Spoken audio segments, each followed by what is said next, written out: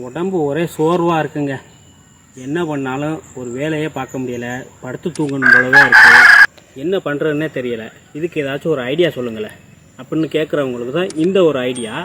நீங்கள் டெய்லி காலையில் எழுந்திரிச்சதும் டீ குடிப்பீங்கல்ல, அதுக்கு பதிலாக நான் சொல்கிற இந்த முறையை முயற்சி பண்ணி பாருங்கள். வாங்க அது என்னென்னு பார்க்கலாம்.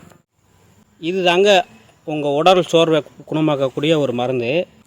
இதை என்ன பண்ணுறதுன்னு நீங்கள் கேட்டிங்கன்னா, வேறு ஒன்றும் இல்லை.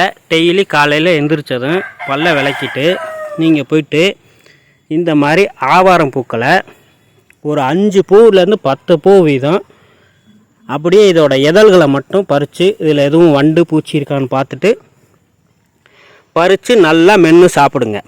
சாப்பிட்டு அப்படியே ஒரு டீ கடைக்கு வாங்க. வந்ததும் அவங்கள்ட்ட சொல்லி ஒரு நாட்டு சக்கரை பால், டீ காப்பி வேண்டாம், ஒரு நாட்டு சக்கரை பாலாக வாங்குங்க. வாங்கி அதை அப்படியே என்ன பண்ணுறீங்கன்னா குடிச்சிருங்க.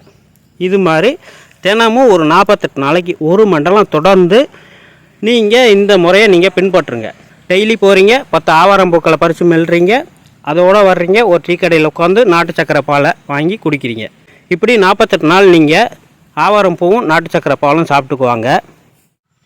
அதுக்கப்புறம் உங்கள் உடல் சோர்வுங்கிறது அப்படியே காணாமல் போய் உடம்புல பலம் கூட ஆரம்பிச்சிடும், உடல் மினுமினுக்க ஆரம்பிச்சிடும், முகப்பொலிவு ஏற்பட ஆரம்பிச்சிடும். ப்ரெஷரோ அல்லது சர்க்கரை நோயோ இருந்தாலும் இந்த ஆவாரம் பூவும் நாட்டு சக்கரை பாலும் சேர்ந்து உங்களுக்கு அதையும் குணமாக்கிடும்.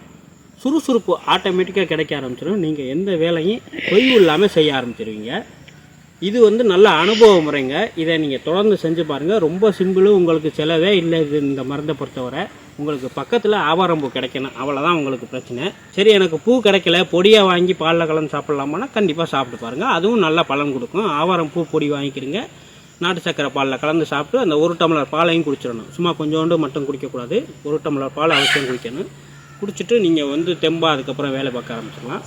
ஆவாரம்பூ பொடியாக கலந்து சாப்பிட்ணும்னா 1 டம்ளர் பாலுக்கு 1 டீஸ்பூன் அளவுக்கு பொடி போட்டுக்கிறோங்க. ஓகே நண்பர்களே, இந்த வீடியோ உங்களுக்கு பிடிச்சிருந்துச்சுன்னா கண்டிப்பாக லைக் பண்ணிடுங்க. இதோட கருத்துக்களை கமெண்டில் கண்டிப்பாக தெரிவிங்கள். நீங்கள் இந்த வீடியோவில் வேறு ஏதேனும் சந்தேகங்கள் ஏற்பட்டால் எங்களது திரையில் தெரியக்கூடிய எங்களது அலைபேசி எண்களுக்கு தொடர்பு கொண்டு சந்தேகங்களை தெரிவித்து விளக்கங்களை பெற்றுக்கொள்ளுங்கள். இது போன்ற வீடியோக்களை தொடர்ந்து காண எங்களது சொர்ணகிரீஸ்வரர் சித்த வைத்தியம் சேனலை சப்ஸ்கிரைப் செய்து வைத்துக் கொள்ளுங்கள். மீண்டும் வேறொரு வீடியோவில் சந்திக்கும் வரை உங்களிடமிருந்து விடைபெற்றுக் கொள்கிறேன். நன்றி, வணக்கம்.